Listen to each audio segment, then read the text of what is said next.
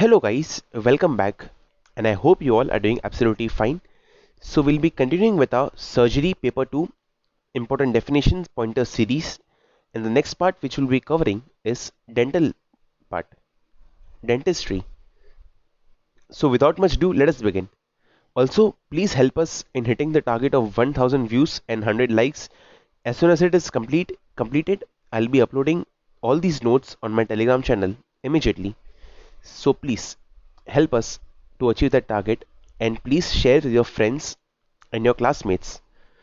So without much ado, let us begin this section of dental part. Ranula. It is a cystic swelling arising from sublingual salivary gland and from accessory salivary gland which present in the floor of the mouth. The word ranula is derived from the rana, meaning belly of the frog. It is seen in young children and adults. Indication for tooth extractions or exodontia.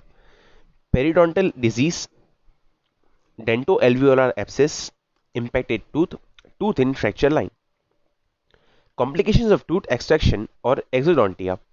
Operatory complications could be like failure of anesthesia, fracture of alveolar bone, injury to adjacent tooth, injury to nerve, hemorrhage, post-operative complications, post-operative pain, post-operative swelling, dry socket, hemorrhage. Gingivitis. It is inflammation of gingiva or gums. Gums become red, swollen and bleeding easily. Treatment of gingivitis is simple. Dental caries. It is a chronic irreversible microbial disease of calcified tissue of teeth characterized by demineralization of inorganic part and destruction of organic substances of tooth, which leads to cavitations. It is caused by oral bacterial infection. Causes of dental caries include bacterial infection, Streptococcus mutans, Streptococcus salivarius, Actinomycetes viscosus, and Lactobacillus. Causes of bleeding gums or gingival bleeding: accumulation of plaque, vitamin C deficiency, vitamin K deficiency, and leukemia. Smoking, tobacco, and dry mouth could also be one of the causes. Dental hygiene. It is necessary for prevention of dental caries, periodontal disease, and bad breath. It can be done by brushing teeth, flossing, rinsing, and regular dental checkups. Dental floss. It is a soft thread used to clean between the teeth. It helps to prevent periodontal disease. Alveolar abscess or periapical abscess.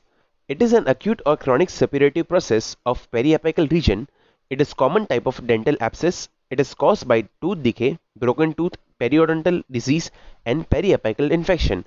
Etiology of dental abscess: tooth decay, broken tooth, periodontal disease or gum disease, periapical infection.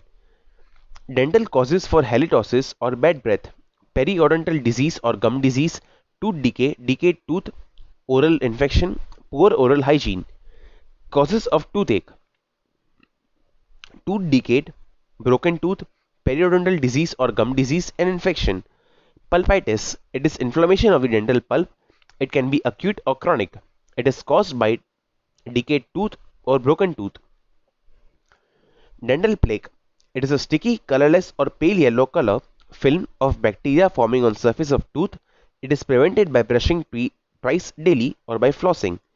Indication of extraction of third molar tooth: prevention of caries, prevention of jaw fracture, prevention of odontogenic cyst and tumor, and reabsorption of adjacent teeth.